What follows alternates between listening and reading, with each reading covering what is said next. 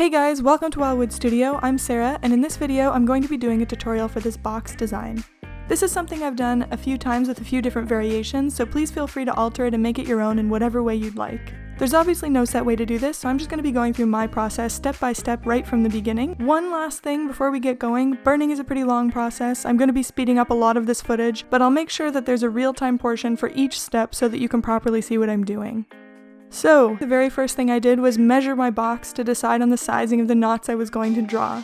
Then I sketched them in my sketchbook. If you don't want to draw them yourself, you can always find some online and print them the right size. It's basically just one long braided knot to go along both sides of the box and a larger one that'll go in the center of the lid. The next step after this was to transfer the knots onto the wood with a bit of tracing paper. Just before I did this, I did go over the box with some sandpaper and smooth it out, since this kind of treasure chest style box was something that I picked up at a craft store, or it might have even been the dollar store, and they're not always the best construction or the smoothest wood, so I always just pick out the ones that look the best when I'm in the store, and then I come home and I sand them a little bit to make them look nicer before I start burning. From there, I could start transferring the knots. The nice thing about this is that Celtic knots are symmetrical, so usually when you're using tracing paper, you have to trace on both sides of the paper so that you don't end up accidentally reversing the image when you flip it over. But because this is a symmetrical design, I could just trace one side and flip it onto the wood, which saves a little bit of time. It may seem like an extra step to draw them out and then trace them, but erasing pencil off of wood can be a real headache, so really it's much safer to do it this way. Also, I know I've seen that a lot of people use graphite paper, but I'm always worried that it'll be hard to erase, and I've heard that it can be kind of hard to erase.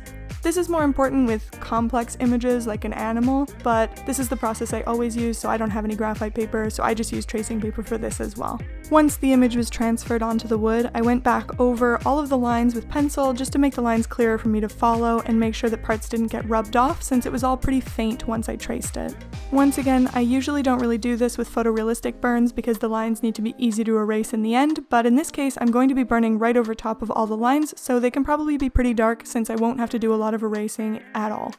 Then, using my knife-shaped pen, which is this one here, I went through and burned all of my line work. I used a mid-range temperature because I wanted to avoid scorch marks.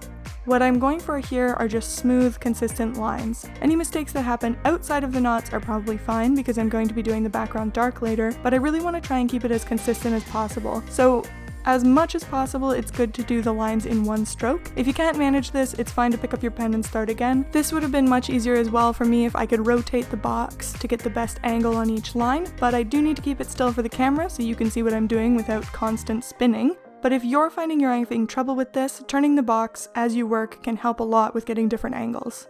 So still using the knife tip pen, the next thing I did was go in and add some little hatching lines to all of the sections where the knot crosses under itself. There's no set number for this. I like to make it look sort of random and natural, so different numbers of lines at different lengths will kind of work for that. Also, you want to make sure that you follow the curve of the knot with these lines to achieve the desired effect. The reason I do this step is to emphasize the crossover points and make the knot look more 3D so that it doesn't look so flat. The next thing I did was switch to my spoon shader pen, and then I went back in with a much lower temperature, around 2 or 3 on my razor tip burner, and added in a little shadow where the knot crossed over itself in each spot. This is once again to emphasize the overlapping sections and make the knot look more three-dimensional. Also, I only filmed myself doing these last 2 steps on the top, but I did also do it to the knots on the front and the back of the box as well. After this, the only remaining steps are to burn the background and add the felt to the inside of the box. So I started out the background by going around the knots with my spoon shader on a higher temperature, just to make sure I don't cross over any of the lines and accidentally burn inside the knots, because when you burn this dark, it's really hard to erase, so you really don't want to mess that part up. Oh, and by the way, if you're doing this project and you like the way your box looks without the dark background, then you can totally just skip this step. Really, this project can be done with a lot of variations, so just choose whatever you think looks nice. Once I was done outlining the knots with dark shading, it was just time to fill in the rest of the empty space. I wanted a specific pattern when I was doing this, so I used my spoon shader and I shaded in small circular motions to create a bunch of small indents that form a pattern. It's kind of like stippling. You could also do smooth, dark shading for this, but I always find that it's actually easier to choose a pattern and go with it, especially because I'm a little impatient. I like to turn the heat up, and that means that you're going to get a lot more indents while you're burning, but I also just like the way that this looks. Also, for the sides of the box, I have done other boxes where I make all 4 sides dark, but for this one I decided to just burn the front and back and leave the right and left sides blank. As I mentioned at the beginning, for this you can choose whatever knots you want. In the past, I would have just traced knots that I found online and not bothered drawing them myself, but while I was in Ireland 2 years ago, I came across a book that was all about constructing different types of knotwork, so I really wanted to give that a try, and this seemed like a good excuse for me to do that, and I've always found these patterns really beautiful, so it was really fun for me to try constructing some for myself in my sketchbook. So now that the burning is all done, the last step is to finish the inside of the box, so for that, I'm just going to use a bit of red felt. You can get this stuff called flocking if you want to be really fancy, but I usually just use some felt and some good strong glue because I don't want to have to buy all the stuff that goes along with trying to flock the inside of this one box.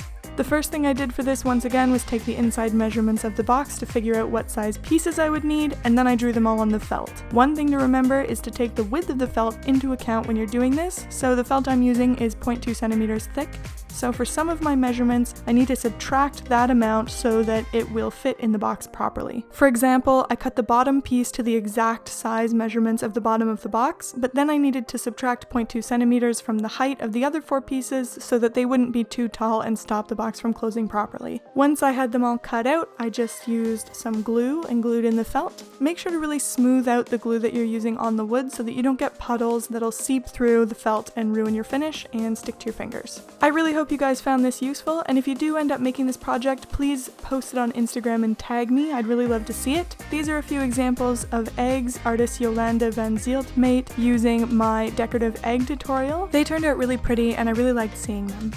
Alright, so here's the finished box again. If you found this tutorial helpful and you would like to see more step-by-step stuff like this, please let me know in the comments, and feel free to make suggestions of things that you would like to see a tutorial for in the future. As always, if you want to see more of my work, you can check out my Facebook page or follow me on Instagram. Also, please make sure to like this video if you haven't already, and subscribe to my channel so you don't miss all my future art videos. Thanks for watching, and I'll see you next time!